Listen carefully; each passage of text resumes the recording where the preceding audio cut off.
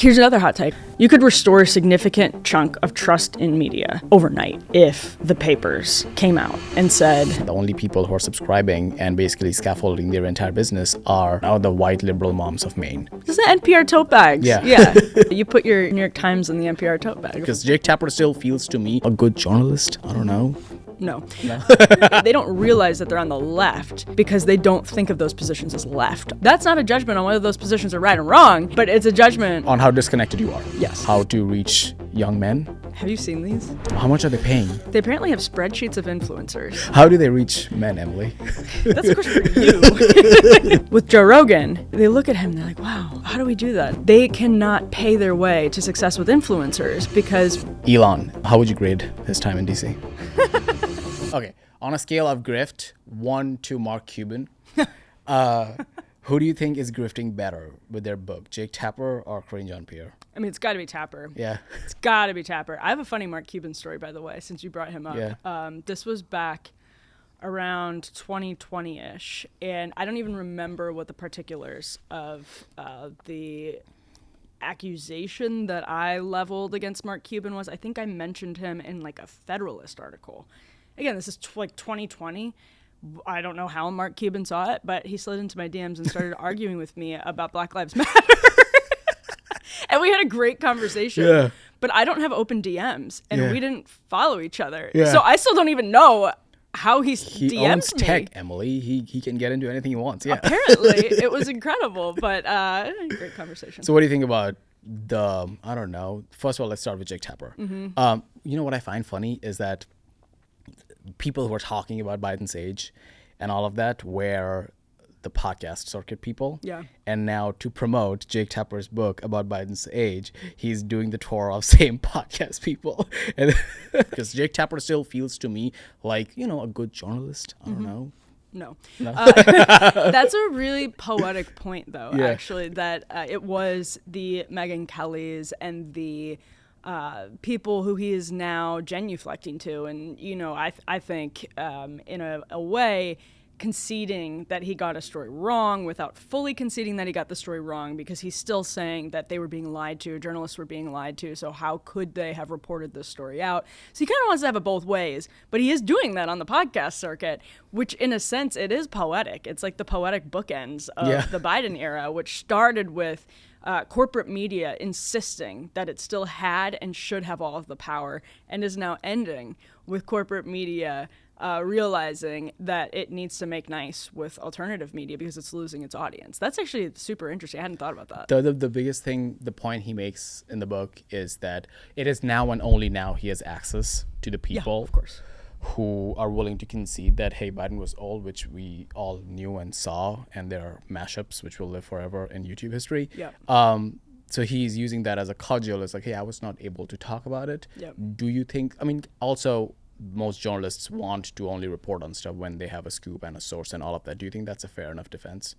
No, it's not that there's no kernel of truth to that point, because it's important to acknowledge the White House was trying to bully the press out of covering this story, and so were George Clooney doesn't come out and write that New York Times op-ed until after Biden melts in the debate, and Clooney is now being lauded for his honesty and bravery, but he actually could have probably said something before Biden melted down. He could have written that New York Times op-ed the next day after they met at the fundraiser, which George Clooney says Biden did not remember him at, and that kind of changed his mind about who Biden was and his mental fitness for office. So it's important to acknowledge on the one hand that yes, there was a cover-up and it was aggressive, but on the other hand, it is journalists' job not to let things be covered up. That's exactly the point of the free press, and Tapper had a really inadvertently unfortunate moment of honesty when he said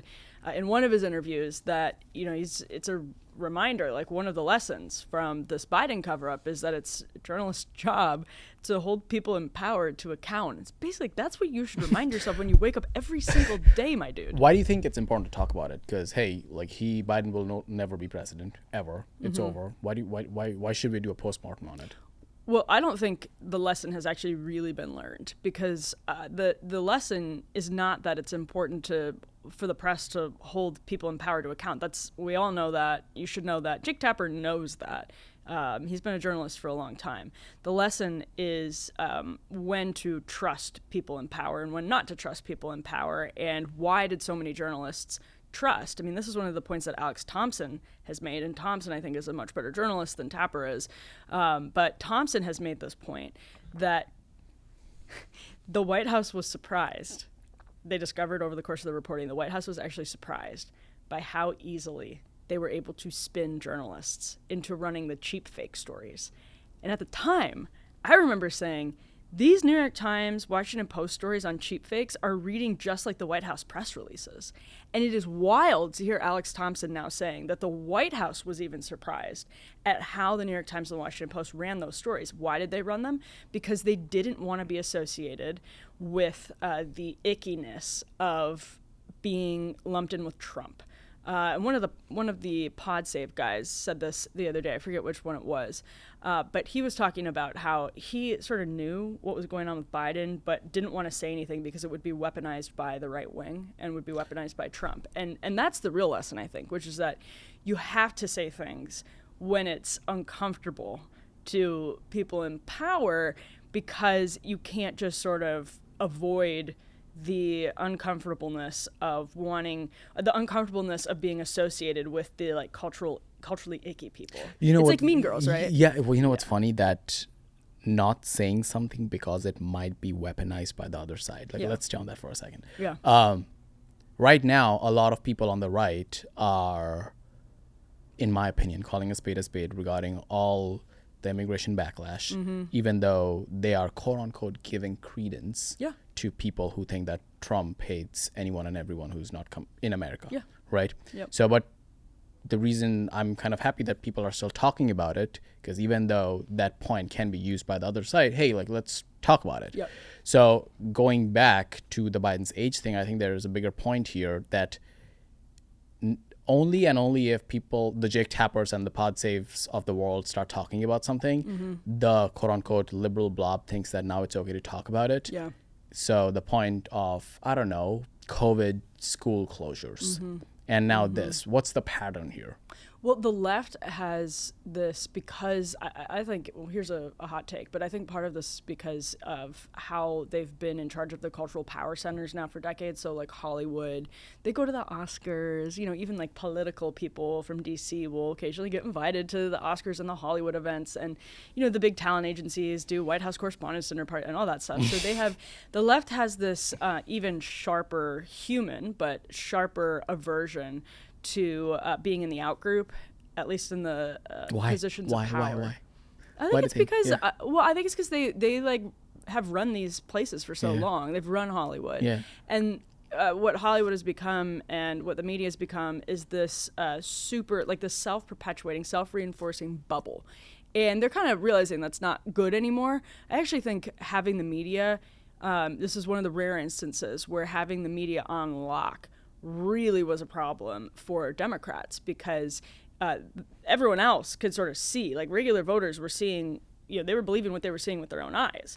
The White House and the media were, because the media wasn't asking questions, the White House was able to get away with this spin instead of having a primary, instead of having a real primary, I should say, and instead of having to ask serious questions about Joe Biden.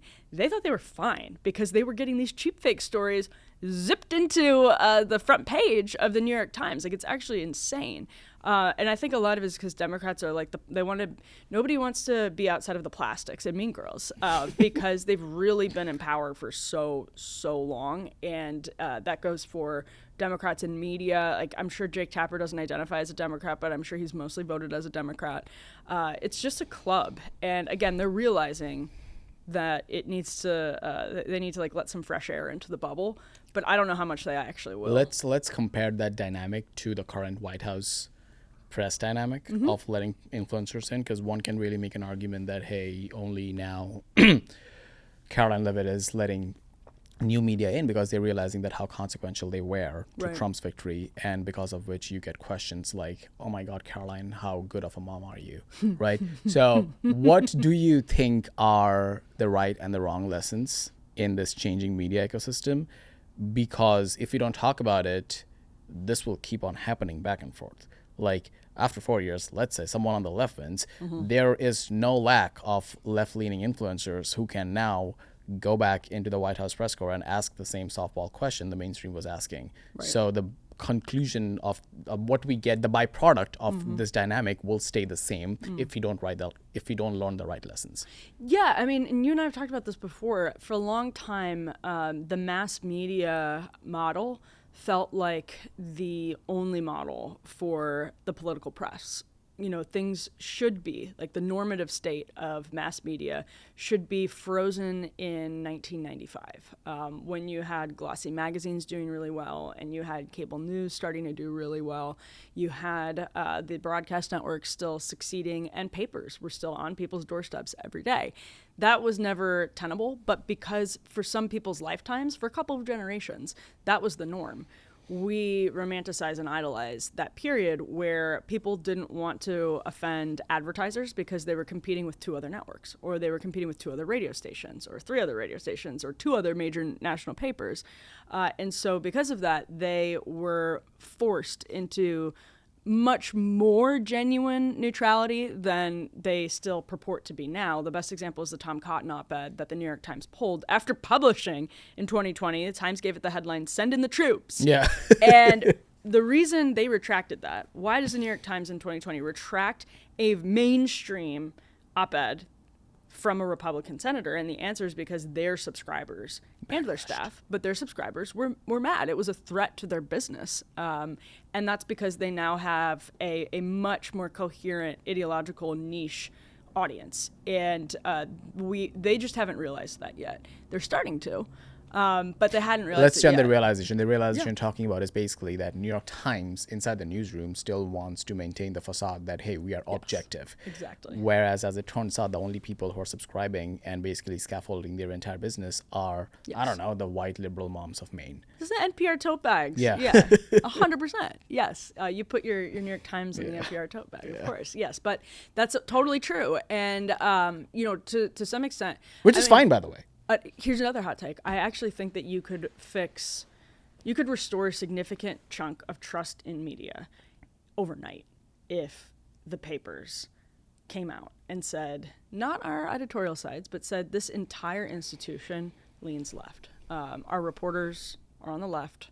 But again, this gets back to the problem with Tapper. They don't necessarily see themselves that way, because on things like, a really good example is Pride or BLM, they think anybody, it doesn't matter if they're gay, it doesn't matter if they're black, anybody who disagrees with their policy prescriptions on those 2 issues is necessarily complicit in bigotry or a bigot themselves. And so that's a binary, the progressive or bigot binary, that they don't even see these things as political anymore. They see it as a matter of human rights.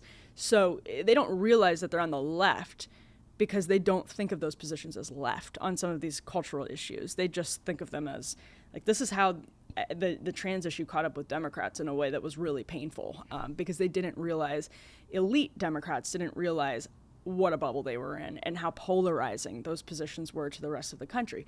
That's not a judgment on whether those positions are right or wrong, but it's a judgment on how disconnected you are. Yes. And which is why you get, I don't know, consulting companies making, I don't know how much $1 million consulting the Democrats on how to reach young men. Have you seen these? How much are they paying? About this? Who's getting paid and how much are they getting paid? They apparently have spreadsheets of influencers that they're trying to... who are talking to men? Apparently. Okay. And yeah, they're paying people a lot of money. I don't know. How do they reach men, Emily? That's a question for you.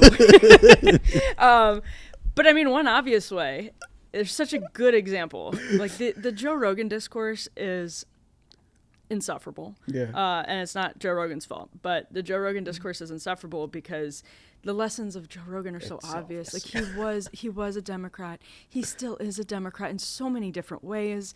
He agrees with Democrats on so much. I mean, he's basically a Bernie guy who likes Donald Trump personally. Yeah, that's it. Right. Yeah. And so anyone, when they're forced to choose between Kamala Harris and Donald Trump, I shouldn't say anyone. Most Americans look at that as a lesser of two evils calculation. And for Rogan, he's like, I like Trump. I might not agree with him, but I like Trump. And he's kind of radical in a way that I feel like we need something radical.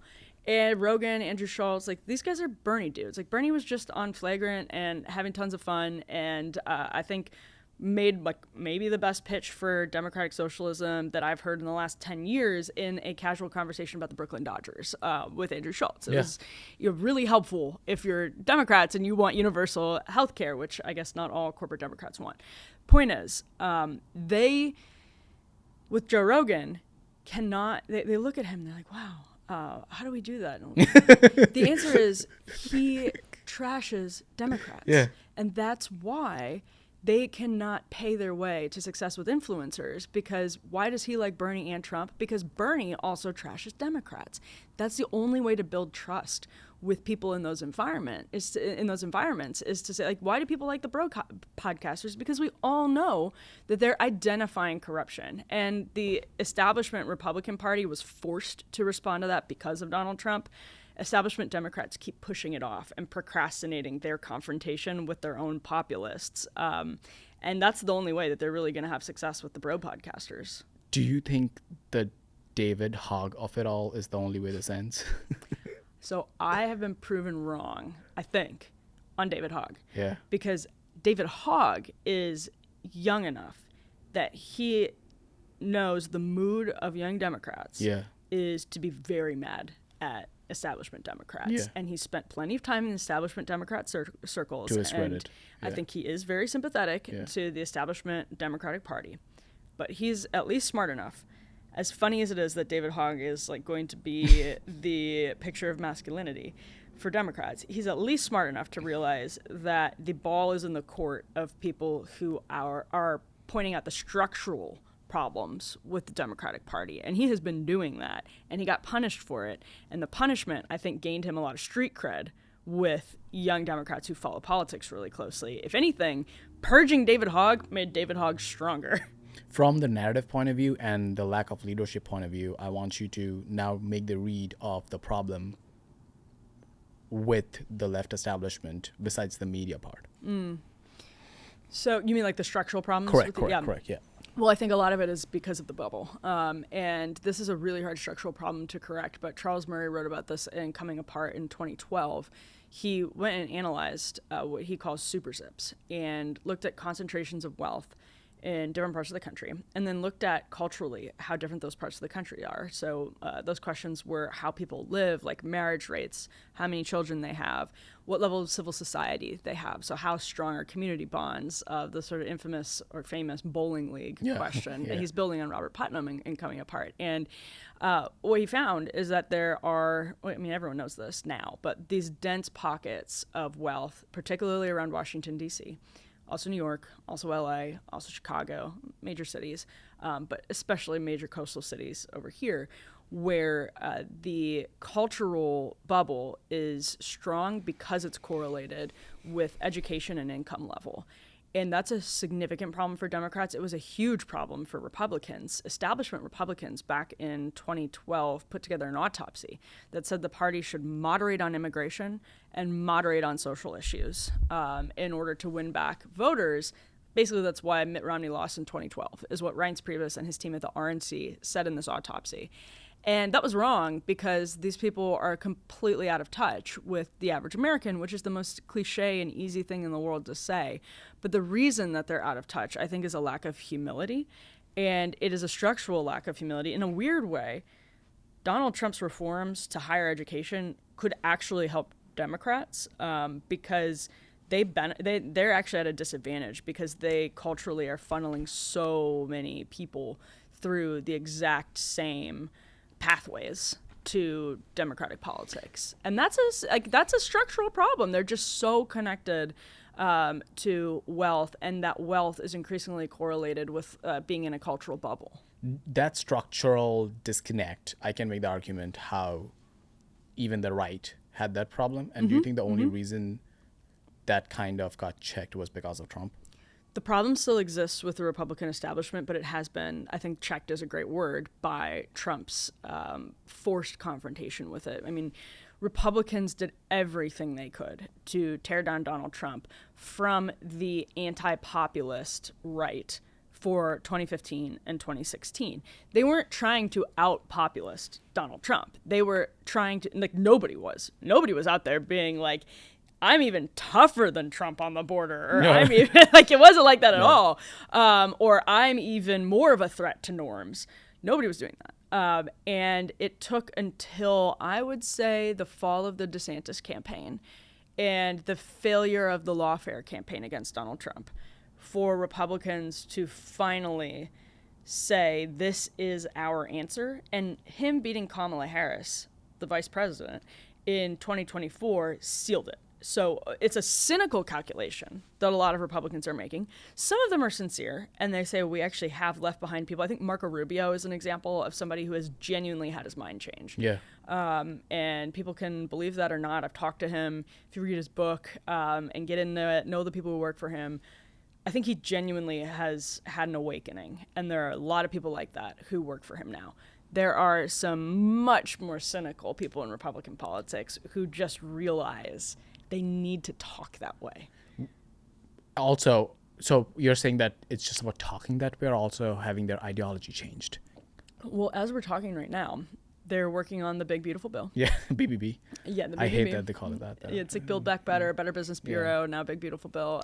It's hard to keep track of the alliteration, but that's a fascinating battle royale between all of these different factions, because what Donald Trump passionately wants people to pass is, as Steve Bannon called it, a debt bomb. And the people working for Donald Trump have given in and not raised taxes on the wealthy and in the bill.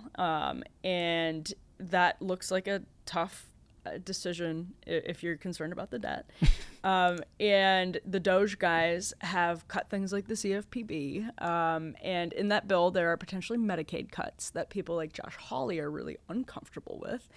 So it looks to me right now like Republican elites are siding with the establishment in order to pass the bill to the detriment of the populists. But they are trying to sell the bill as a historic piece of populist legislation. So they're in a really tough position. Like, I don't begrudge Stephen Miller. I don't, for saying this bill is important for Western civilization or the Western world, I think he said recently, because of what it does on immigration. But that sure feels like you are hiding the pill in pudding for your dog. Yeah. I want to come back to the MAGA fraction, but to your previous point about the populist versus the establishment dynamic, with that lens, how do you view everything that is going on with the abundance versus left populism discourse? And to give more color, the latest poll showed that if you ask grassroots Democrats, liberals, progressives, what have you, the take that populism wins out on abundance. And abundance, just so we're clear on definitions, abundance is basically that every rich problem which America has right now can be tied to a big affordability crisis. And the only way to fix it is if the government gets out of the way so that people can build more. And the populist take is that, no, this is not the time where we vilify government. We need government to check the elites who are ruining our country. Right. And if you ask grassroots progressives, they lean more towards populism. How do you think that ends? So, yeah, I mean, the abundance movement can feel really cringe, and I understand why a lot of my friends on the left just dismiss it, because there is something that feels very almost focus grouped. Libertarian. And it does feel like libertarianism, and that's why libertarians in some sense it also really feels like capital L libertarian.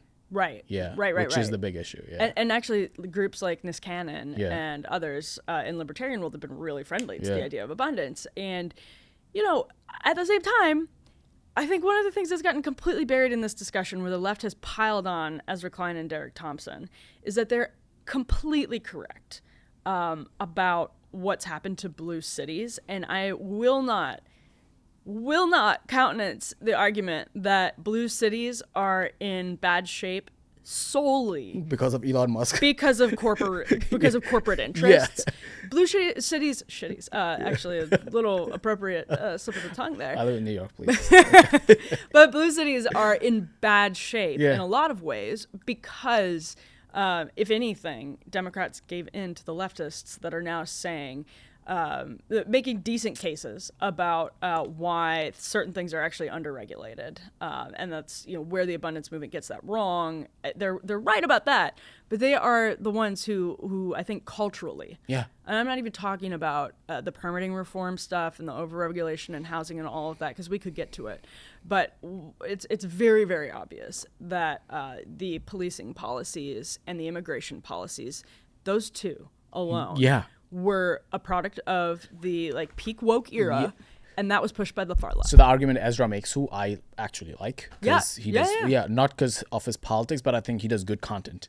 And he does, he crushes it. Jesus Christ. He's just compelling and interesting. Yeah, and he also thinks well. He can write well. He can talk well. I get it. But in the book, there was this thing about we cannot claim to be the party of working class if we are not talking about the fact that all the blue states were the one where people exited during the last 2 years. So what is the problem there if you ask about it, which Ezra doesn't answer? The biggest problem was what? The migrant crisis stuff and the crime stuff and the policing stuff. So he doesn't talk about the cultural issues while talking about something else, which is also, in my opinion, important, which is the government getting in the way of building. Right. So what do you think is the right diagnosis there that, hey, Ezra, you cannot make the point of abundance if you don't also dismantle the cultural progressivism aspect of it?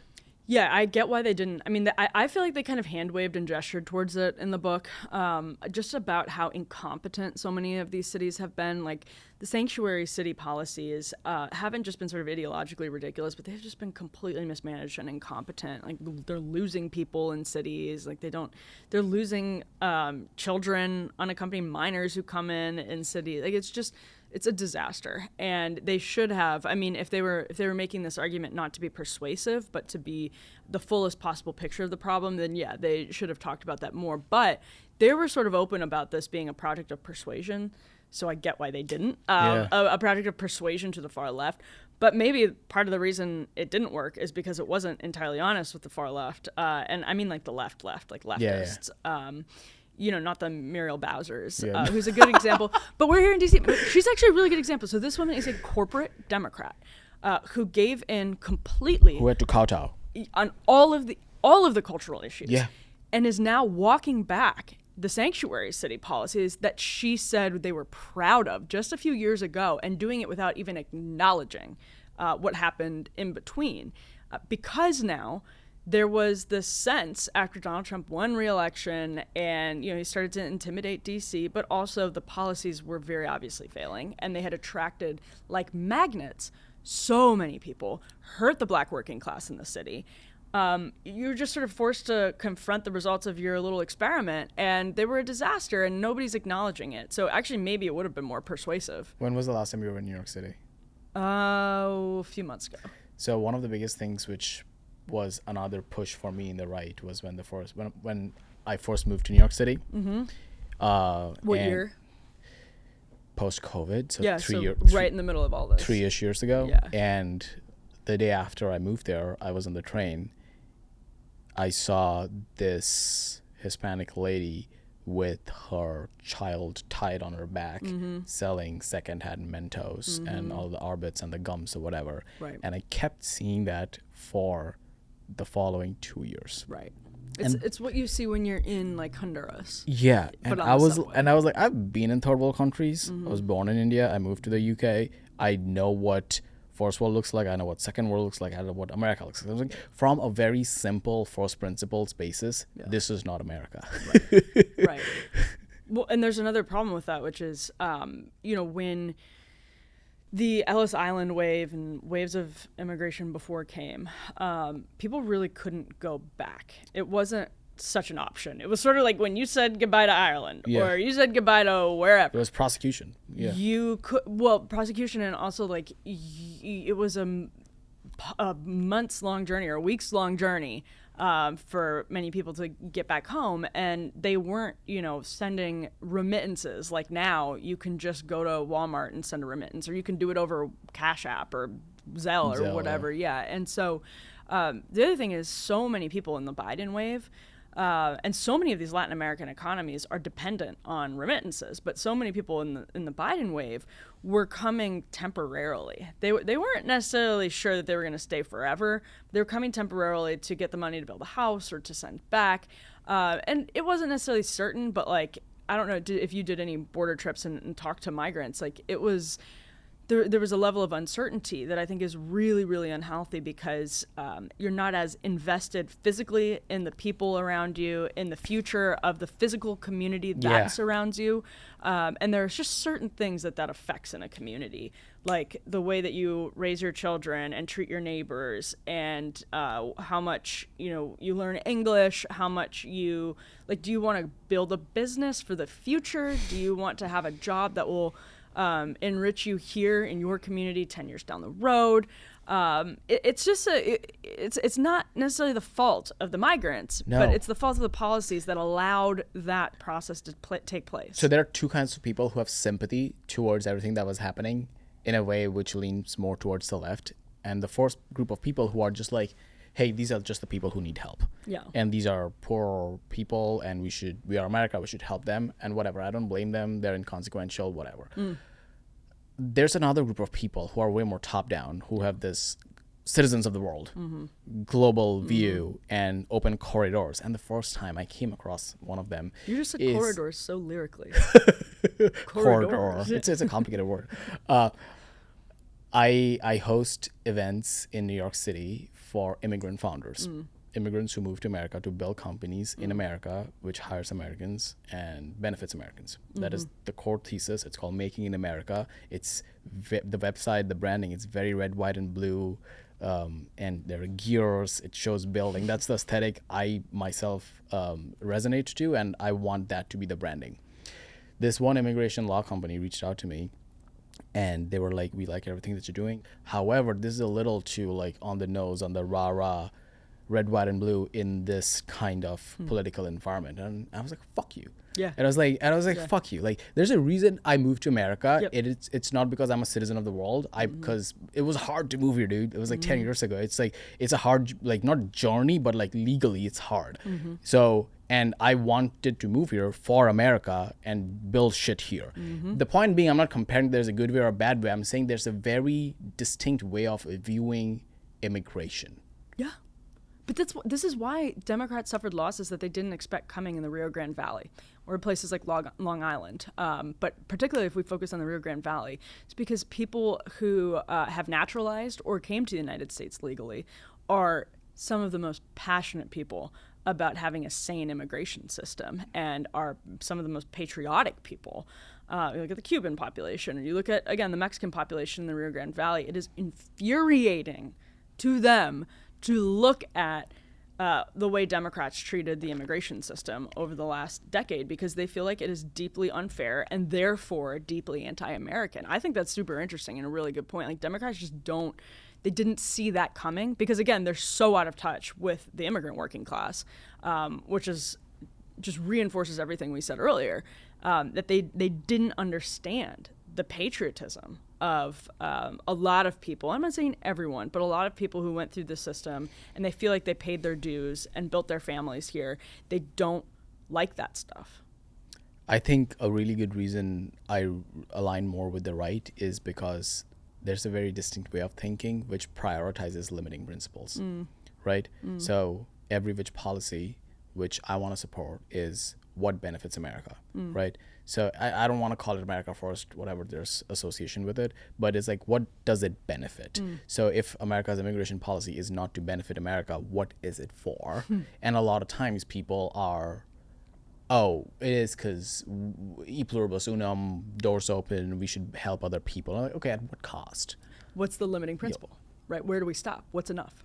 And we are having the same conversation regarding the USAID stuff right now. Right. So every time I'm coming back to the USAID stuff, to give the other side a little bit credence for immigration stuff, where do you think the backlash of the Mahmoud Khalils of the world has created a dent big enough to shift the vibe back again? Well, polling shows that there has been a dip for the Trump administration, for Trump himself, on immigration. I don't know how durable that is. One of the things we saw during the first Trump administration is that public sentiment turned against him on immigration. And a lot of that, though, was when mainstream corporate media still was clinging to more power than it is now, and they had more power over the narrative and were doing the kids in cages bit with very little fairness about what was actually happening. So I don't know if if they still have the power to control the narrative in that sense, but I think there's been some just incompetence with Khalil and Ozturk in that, like, the Trump administration didn't seem, or the people who apprehended Khalil didn't seem to know what kind of visa he was actually on. Like, I'm curious if the incompetence is why the public is reacting as they are, as opposed to the principle of, cracking down on non-citizens. I don't think that the administration's justification of having all of this just be about this inflated definition of anti-Semitism because people are criticizing Israel, that I think has not been good for the administration. I do not think they understand where the rest of the public is on some of those questions, because when you see someone, even if they're a non-citizen, being arrested in the case of Ramesa Ozturk by like mask-wearing ICE dudes off the streets of Boston because literally you wrote an op-ed. That's the evidence the administration has cited so far. The American people are like, well, I might share her views. I don't think they're going to arrest me, but are you calling me anti-Semitic? Are you saying that I'm harming the foreign policy of the United States? I don't know. I don't know if it's been enough. I don't know. It seems to me that they've backed off some of these like dramatic cases. There are a lot of Americans who are in, I don't know, like sympathizing with the Palestinian cause. Yes. Are all of a sudden now like I have to wake up because there are people getting arrested because they're writing essays siding with Palestine against Israel. And so like now, does it affect me? And the administration is saying like, don't worry about it. The only reason it's affecting them because visa holders don't have as much free speech rights as you red-blooded American have. Right. Do you think that argument holds? Well, no, because then you have to put faith in the government not to careen down a slippery slope. Yeah. And the good old slippery slope. It's like, just personally, yeah. I think it's dangerous to inflate the definition of what hurts the foreign policy of the United States in the cases of these foreign students, because then why can't it be turned back around on American citizens if being against BDS or being for BDS in the case of Ramesa Ozturk harms the foreign policy of the United States, which is what Secretary Rubio cited in the warrant or whatever it is out for her deportation. If that's what it is, then you're putting a lot of faith in the government not to say at some point then this American citizen who also, it may seem unlikely, but it's unsettling. Yeah. And I'm not saying it's like the biggest issue for voters, because I do not think it is anyway whatsoever, but I do think it's one of those things that just feels authoritarian. I 100% agree with that. I think the only reason it's not that big of an issue just because the juxtaposition of that is the scale of mass migration. That is too big of a visual example for them to give a shit about a couple of people getting deported for writing funny essays. Well, and on that point, I think Trump wins the argument when he takes on Harvard. And this is without saying whether the policies are right or wrong. I think some of his higher ed policies are right. And some of his higher ed policies are just like, I don't know that that's going to have the effect that you think is going to have. But anyway, all that is to say, I think when he goes out there and says Harvard has, like a third of the student body almost is foreign non-citizens, he's winning that argument. Yeah. People think of Harvard as like a preeminent American institution. And when Republicans are out there saying every foreign student is a loss for an American. That's a seat that could have gone to an American that went to a foreigner. I want to dissect that, but let's just put color. So basically the argument here is that Harvard, a taxpayer-funded American elite institution, a third of that is foreign students who are here because, I don't know, they pay full freight, they can afford it and all of that. They're buying their way, whatever. how, in an economy where there's a huge struggle with U.S. labor force, American men are unemployed, and all of this, do you see any problem with that? Yeah, well, so that's why I think it's a little bit complicated. In a lot of these cases, the administration is sort of walking a tightrope and not doing it perfectly. Like in the case of the students that they chose to deport, I have a hard time believing that there weren't foreign students crashing in windows at Columbia that could have been deported, as opposed to people who were like that. The public would be all for it. 100%. And yeah, like if they didn't make a big issue out of Khalil, yeah, maybe this would never have been so polarized, whatever.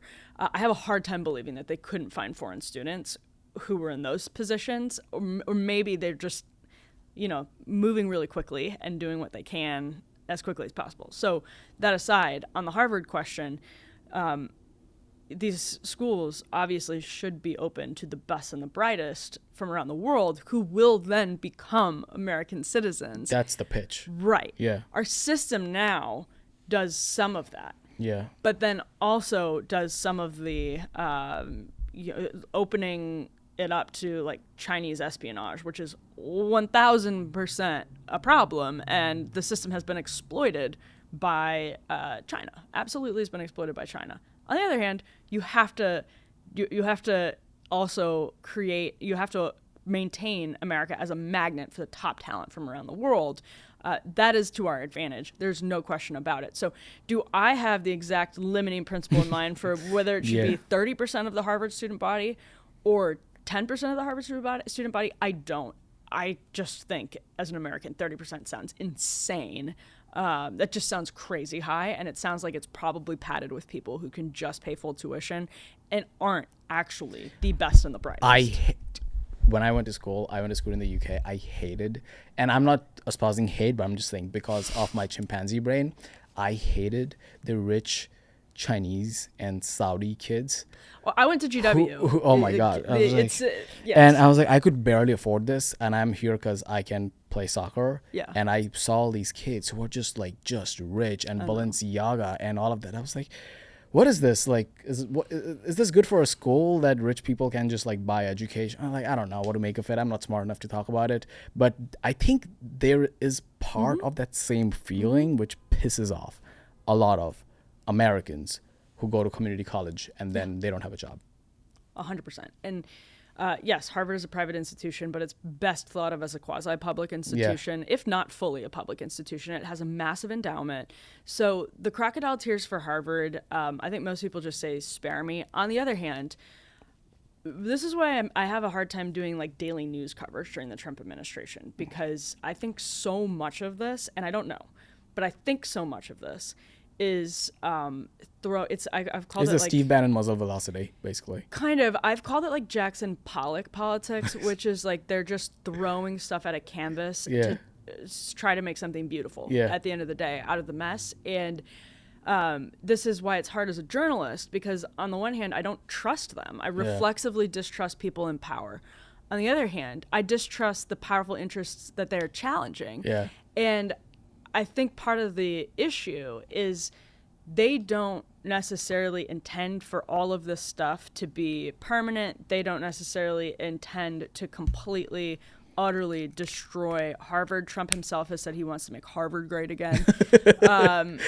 And some of this is just Trumpian art of the deal negotiation, whether it's Harvard, whether it's all schools with foreign visas, whether it's other countries in tariff negotiations. He is trying to bring them to their knees to get a better deal out of them. And I don't know if that better deal at the end of the day is going to be something I agree with or think is smart. But I kind of agree with the idea of going about that process. So it's really weird because a lot of it feels like a process in motion. And I don't know where it's going to end. So like just weighing in with value judgments, good or bad, on a daily basis is hard for me because some of it is so obviously bad, but also looks like negotiation. And I don't give the government benefit of the doubt ever on that sort of thing. But I also don't give Harvard the benefit of the doubt ever on that kind of thing. I'm going to ask you to do your best CNN anchor impression by asking you to talk about yourself. Because you somewhere said in there, you reflexively distrust people in power. And zooming out, thinking about your own career, you are in a great spot right now because your show is doing good. You're in a really, really good spot in your show. People like you. And I'm saying that not because of as a Breaking Points guy, but also I keep a tab on the comment section. And people... Such a bad idea. I know it's a horrible idea, but I get paid to do it, so I can do it. The point being, you could have easily played the game of, a right-wing bro journalist and or a reporter. However, you still are making points about immigration, tariffs, what have you. You're actually keeping things in check. How do you see your role right now? Well, it's actually, first of all, thank you. That's all very nice. Part of it is sort of right place at the right time. But one of the things that I tell like the journalism students that I've taught in the past and still deal with now. Yeah, well, of course that.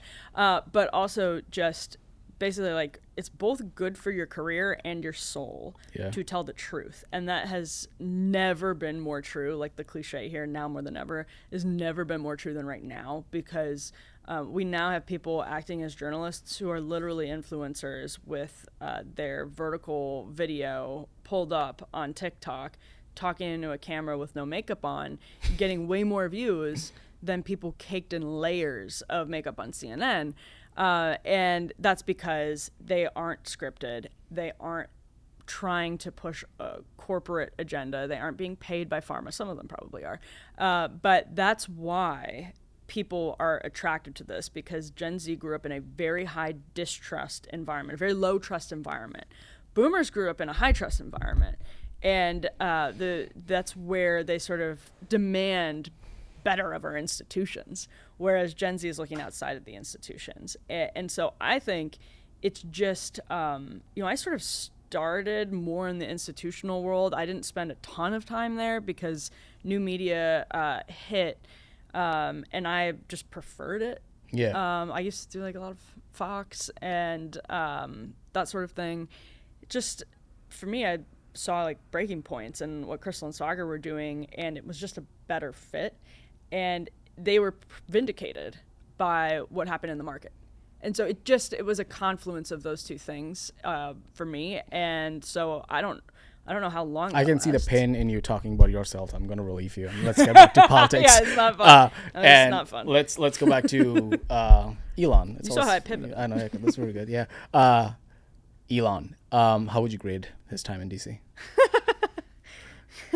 Well, you can grade him versus expectations, or just grade him, period.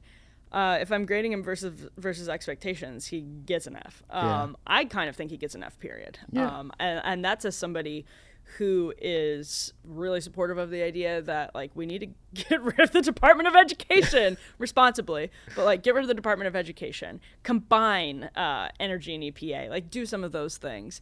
And even then, he in particular was just so unwilling to be transparent about his conflicts of interest.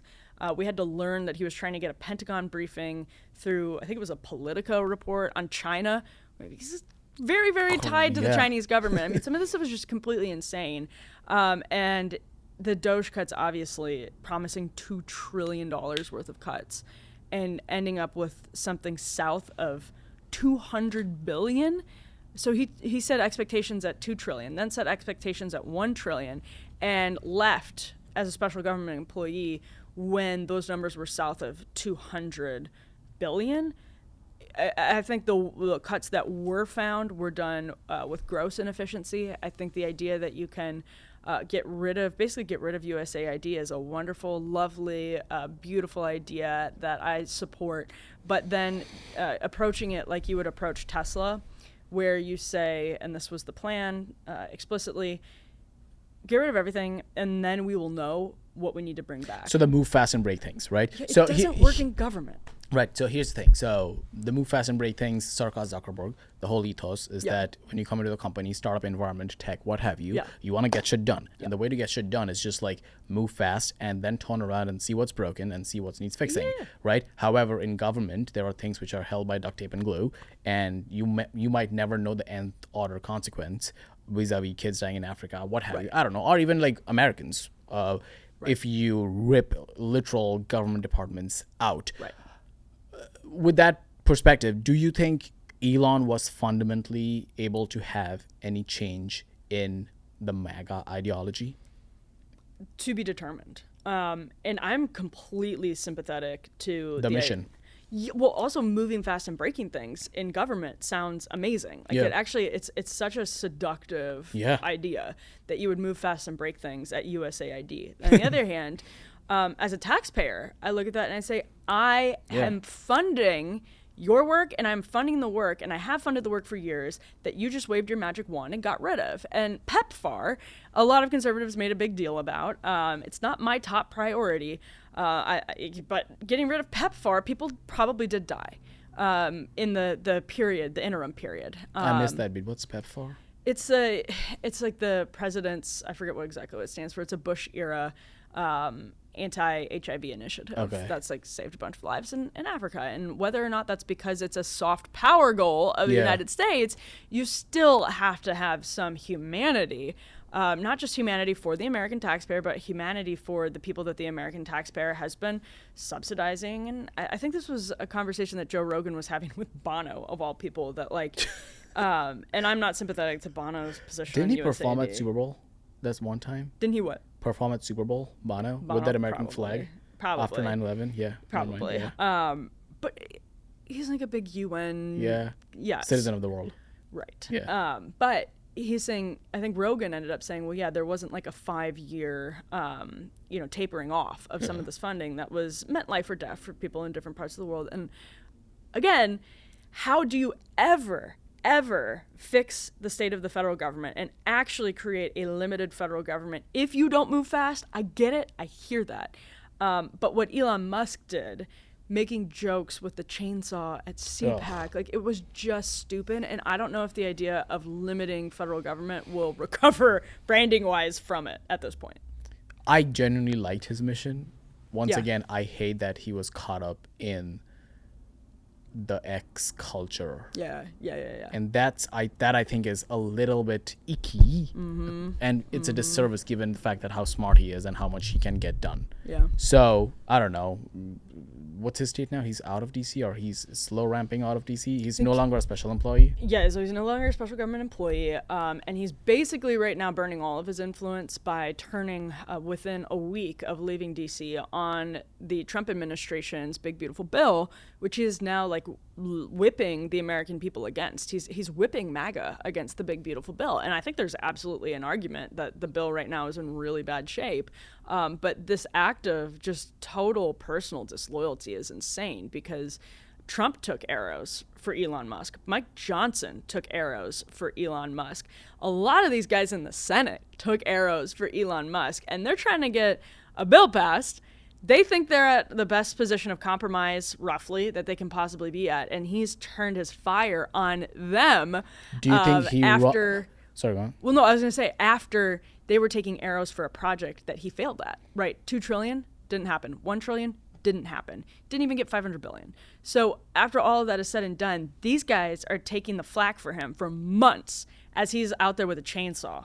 And then he has the audacity to turn on them after they were relying on those Doge cuts to make this bill work. And that didn't happen. So he has the audacity to turn around and say the bill doesn't cut enough. I mean, it's a joke. Do you think he puts all his money behind all these people come midterms? No. In fact, I think he's threatening to do the opposite. Just in the last 24 hours, he said very coyly that people, will be...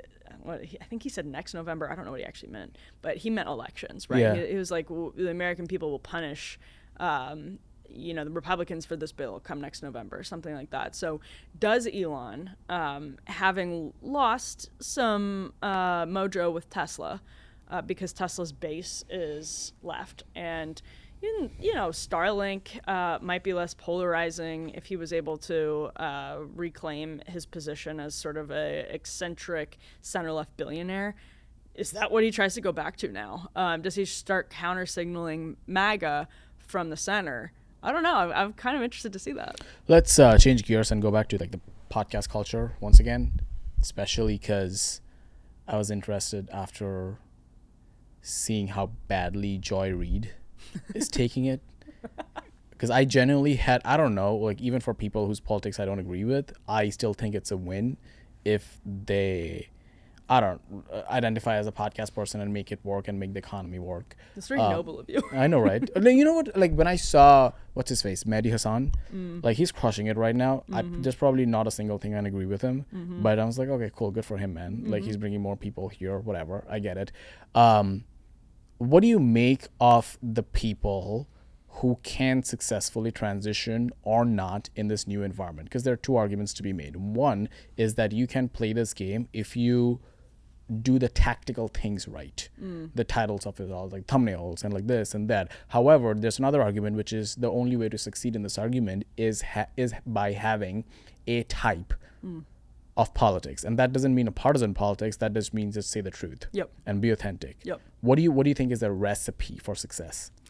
So I definitely think it's the latter. It obviously helps, and I'm curious what you think of this too. It obviously helps if you know how to play the game, but I have seen people who have come, especially post 2024 election, and started channels with some resources, but like even just big followings on X and social media, and they clearly have somebody who roughly knows what you're supposed to do with thumbnails and headlines, and their channels don't take off. And I watch some of this content, or I read the Substack, for example. I'm just like, this is like genuinely not good. Yeah. Also, yeah. It's like you're doing CNN, but without all of the lights and cameras and graphics that make CNN compelling. And the flip side of that is I think there are some people in new media who are, I guess, transpartisan and, you know, generally at least say they're prioritizing truth, who have fancy sets and studios who don't do well too. Because they're not, you know, fully willing to go like off and be totally authentic. So it's a little bit like, I think the most important thing is that you're just telling the truth. You don't need any fanciness at all. It can help, but you don't technically need it. Like I think Sagar and Crystal could do their show remotely on a webcam, just about, you know, they could do it every day on their SM7Bs, and they could do it from home, and they would be fine. I think they would actually, I don't know that they would have the same exact level of like financial success, but I think it would be close. I think the biggest reason Sagar wanted the studio and the look because he wanted to pass the smell test. And it's so smart. Yeah, and he had full confidence in the fact that the internet would validate their quote unquote takes in the take economy. What he wanted to put a dent on is the fact that if a 20-something Bernie bro or 25-something ex-Ben Shapiro guy wants to watch the show and then is impressed by their politics, then he or she would also have the confidence aesthetically and cosmetically to show this show to his 60-year-old boomer dad who only watches Fox. Yeah, I think he told the New Yorker something like that a few years ago, that it's, and I've heard him say that too, it's really important for people to be able to show their parents and have their parents say, okay, like this looks legitimate because it looks like a format that I'm familiar with. And I think that's absolutely correct. I want to be clear that I think it helps. But I also just, as a testament to Crystal and Sagar, I think that they would be fine if they were FaceTiming each other, recording and posting it. So it's not unhelpful, obviously, to be good at the presentation. But also there are some people who can just absolutely crush it by talking into the webcam on their computer and not even buying like a fancy camera. Enough about Sagar. Hope he's doing good though. Congrats. I was talking to Ben Smith of Semaphore, and he said something super smart, which is the media only does two things: it bundles and it unbundles. And right now we are at the end of a very long unbundling cycle. Everyone has its own show. Everybody has its own podcast. Everything has its own Roku app. We are seeing some consolidation regarding the fact that people who are succeeding, it's the Pareto's law, 1% of people succeed in a creative game, and those people consolidate the game behind them. And right now we are at a phase where we are seeing a lot of successful creators, especially in the news world, who are consolidating a world behind them because I don't know the why behind it. Where do you think this whole podcast economy goes? I'm curious what he thinks is a precedent for the unbundling, because, I mean, I don't know, maybe he's talking about the dawn of CNN. I think the precedent for the unbundling is just like the technological revolution. Yeah. Like the fact that you don't need to own a $1 billion Manhattan broadcasting studio to get your takes out. Well, his history with BuzzFeed, Politico, New York Times. Right, Yeah. right. Is very much informing that position. I guess I meant like in the history of Western media and American media in particular. There have been times when things were much more siloed. But I think what we're seeing now is totally unprecedented. I don't know if Ben would agree or disagree with that, but what's happening is totally unprecedented. And I see some motion for the bundling to return, but I also think that TikTok, and I think Spotify is actually a pretty good example of this, what it's done to the music industry. There's bundling, and these corporate powerhouses are still corporate powerhouses, and they probably will continue to be for a long time. I honestly don't think like the New York Times is going anywhere. And CNN has one of the most popular. Its TV ratings suck. It has one of the most popular news websites in the world, and that's profitable. So long as they're right now dealing with the overhead and all of that. But like some of these institutions are continue to exist, but because of YouTube, Instagram, TikTok, and just social media period, there's only so much that you can do to control the process of whether or not consolidation happens. You can try to snatch up all of these people as quickly as you can, but it's not the same as like trying to get Britney Spears, then NSYNC, or then Backstreet Boys, then NSYNC. I have to go in the right order. Back in the 1990s, because then it was like, think of America's Funniest Home Videos. Like you had to submit a freaking VHS by mail to whatever the company was. And you had to send it. But now, if you want to go viral, whether it's with news or a funny video, you're just posting that stuff. And it's hard to see how they can make that either within their control or more profitable for the sort of autonomous viral sensations than it is with no overhead, if that makes sense. No, that makes sense. We talked about the industry side of it. Let's talk about on the creator side of it. Kevin Kelly's essay on like 1,000 True Fans, which is basically that if you have 1,000 true fans on the internet who are paying you $100 a year, you have a successful business, which is 6 figures, right? And that is the economy, I think, which can birth a creator middle class. That was promised, and I don't think it kind of sort of shaped. It did in a way where there are a lot of one percenters who are really successful at the art of it. The Joe Rogans, the Hassan Pikers, that whole universe. However, do you think there is a creator middle class? And if there is, do you think that is good or bad for journalism? It's a really good question, because right now in my head I'm trying to think about who would be middle, and who's coming to mind is not someone I'm particularly fond of, but is Richard Hanania, someone like that. Yes, I don't like him. I know, but I think he does. But I don't know that he counts as middle class, because I think he does exceptionally well, even though he's really focused on a niche, which is kind of tech bros who are culturally heterodox. But I think because of that, he probably has so much money coming in the door that he doesn't qualify as middle class. I think you're right that the types of people who would be, making $50,000 to $100,000 a year on just Substack or just YouTube, that was a dream. By that you mean through ad revenue? Through ad revenue, or actually through subscriptions on Substack, or what's the other one that everybody uses? Patreon. Yeah. So I don't think that happened. I think the people who did really, really, really well so far have just done really, really well, and other people have had to go back to robust freelancing. Robust freelancing. In addition, that's Robust Freelancing LLC. That's a great name. There you go. Yeah. But to subsidize their Substack or their YouTube channel. But I also don't think the experiment's fully played out. But I think it's looking bleak if you want to be the type of person who can, like, say you're a conservative journalist and you don't want to live in Washington, D.C., because maybe you love the Daily Caller and the Washington Examiner or whatever, and you would be a good fit there. But you just don't want to live in Washington, D.C. You want to live by your family.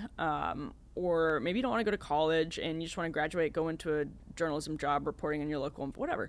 You're just not, like, what is the pathway to a middle class journalism life or creator life? I don't know. What is it?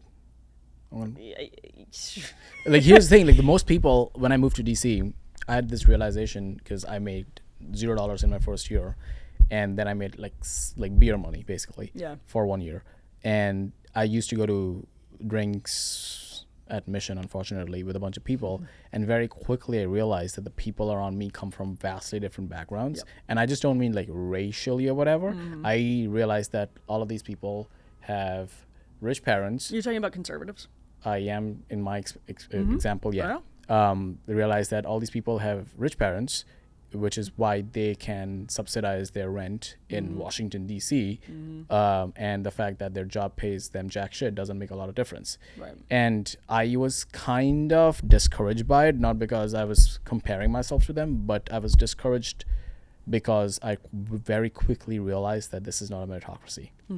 And that this is not a system which is optimized to produce really good capital J journalists. Although I'll say you sort of are living proof that, or a counterpoint to the point that you're making. I'm also weirdo. Like I'm a very weird person. I'm an only child. Like I had to like move a lot. I didn't have a house. I get it. But I'm also, by the way, I want to be very clear. This is not a diss on the people around me. No. Because of I know who you're talking about. And I know it's not a diss. No, because like there are a lot of people, because of their rich parents, whatever, they have really good taste. Yeah. And that there was something to it, and maybe they're good at the craft because of it. But I was just, this system is not optimized to find the best people who are obsessed with journalism and politics and the body politic, and now they want to have a positive influence on it on any which direction of the aisle. So I think the creator economy of it all is good in the sense that that checks this economy. Yeah, it does. That's a good point. So because these journalistic institutions are checked by some of their top talent saying, oh, maybe I'll just start a Substack. I'll make way more money. I've got 100,000 followers on Twitter. I'm just going to start a Substack. That does give some people negotiating power. But overall, I think you're still right that it's just, I mean, it's absolutely true that the system of journalism does not produce for the top talent. I mean, there's no question about that. You look at someone like Natasha Bertrand, who continues to fail up, get better jobs, more awards, more money, despite, failing some really big questions, and from the perspective of what constitutes good journalism. So no, like journalism is not optimized for meritocracy. And that said, I think you're right. Overall, creator economy is good because it does force these institutions to compete with that world. They maybe have to pay more, they have to treat their employees better, and they have to let them. Here's one example. I know of a major media organization that is seen as like one of the top sort of old guard establishment places that has looked at the free press and said, do that to its inside circle, because they're like, wow, they're actually publishing all these different voices, and we could have a separate debate about the trajectory of the free press, but they've published all these different voices. They questioned the trans stuff, they questioned the vaccines, media, the Biden stuff, all of that, and we're rewarded in the market for it, and they're doing really well, and wow, look at that, people want it. So I think to some extent it has been overall good. I think when you say do that, there can be like two that's. One is the voices, and the second is the tactics of it. And Free Press and Barry, they are like, we are a YouTube Substack type company. Even though there are people who are credentialed in there who can be contributors on CNN or Fox. Last question to you, because I need something good to end on. Give people advice on something. On journalism. Literally on anything? On journalism. I'm being genuine because I just love to. I think the best way I can have an effect in this industry is by capturing people like you and Sagar and Crystal and all these people and tracking their trajectory in media, because people talk a lot about how journalism started and how journalism is supposed to be objective. Journalism was originally started by, like, I don't know, the Whig party, or it was meant to be like the Gazettes, which is basically a vehicle for political messages to get out. And then came the objectification, which basically meant that you had to be trained to be objective. And the only people who can be trained are the people who can afford the $60,000 tuition at Syracuse. New York City is filled with them. So that's why I'm obsessed with like the arc of journalism, and now we are at such a funny place where people who are really good at the craft and also have half decent takes can make really good money and succeed online. And I want the next generation of journalists and students to get the right lessons from it, because the wrong lessons can be the way you succeed in this economy is by saying the R word on Twitter. Yeah, 100%. So what do you think are the right lessons here? It's so easy to take the wrong lessons. It's just very obvious and cliche because we've been talking about it. But the word news is mostly the word new. And so my advice to young journalists is always to focus on that word itself. And what that means is that you are providing a service. So if you are a sandwich salesperson, your job is to sell sandwiches. If you are a news person, your job is to sell news. The good old Belichick quote, do your job. Yeah. There you go. But news we think of as being all of this different stuff because news is sold as entertainment. And it's not just entertainment. When people watch news, they want to be entertained, but they want new information. So the way to best position yourself for longevity in journalism is to be someone who can produce new information. And I am not first and foremost a reporter. I do reporting, but there are a lot of people like me who do more analysis and commentary and all that kind of thing. But even if you're that type of person, like you put up with the reporting because you like to do writing. There are a lot of people who put up with the writing because they like to do reporting, and the rare person is in between. But even if you're in that position like me or someone who's more just opinionated, you have to come up with new information, meaning new analysis, new synthesis. Maybe you go back and pull an old clip of Jake Tapper, as an obvious example, talking about Joe Biden. That is providing new information to the conversation. And a lot of people, I think, are taking this lesson that being in news is about sort of kicking back and resting on your laurels and just getting to dive right into being, a Bill Maher, right? Who literally just lights up at Jay and talks to whomever, Tim Pool, about the news of the day, or not even about the news, but about like stuff, trans kids and it's like he can do that because he's Bill Maher, celebrity. Right. But if you want to if you want to position yourself to have the best chance of longevity and success in journalism, you need to be somebody who is very good at bringing new information to consumers, because when people, us included, consume news, we are going to get something new. We do not want to hear the same old argument. We do not want to hear a fact that we heard yesterday. We want new information. And that sounds so obvious. But to a lot of young journalists, because of the creator economy, they think it's just about getting on TikTok and saying something clever about transgenderism or abortion. So it's like, it's not. If you want, maybe that goes viral once or twice. But if you want to have the best chance of success for a long period of time, you're going to want to be someone who can supply new information. There's this crazy concept. It's called doing the work. It's crazy. I know, right? It's Emily. Highly controversial. I know. Thank you. Of course. Thank you.